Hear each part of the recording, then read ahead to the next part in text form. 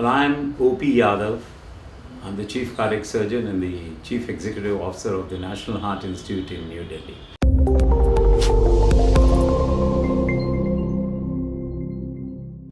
A person can drive probably on day 0 after bypass surgery. Nothing will go wrong as far as his heart is concerned. But the problem essentially is of safety. That is, if a person has to swerve to the right or the left, then movement would require a pull on the pectoralis major muscle, which will be a pull on the sternum, and that would give him a severe pain, and also there will be limitation of activity. So it is essentially the safety element that he will not be able to swerve his car in case of an acute emergency, that we do not allow a person to drive for roughly 4 to 6 weeks.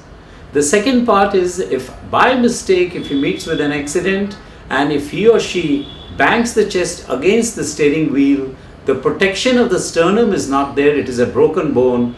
The sternum can cave in and go into the heart and damage the heart. So because of these reasons, we strongly recommend that active driving should be withheld for about 4 to 6 weeks.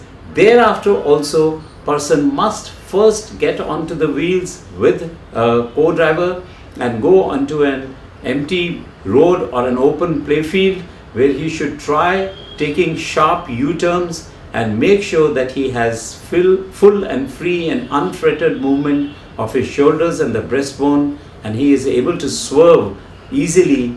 Then only he should take to driving.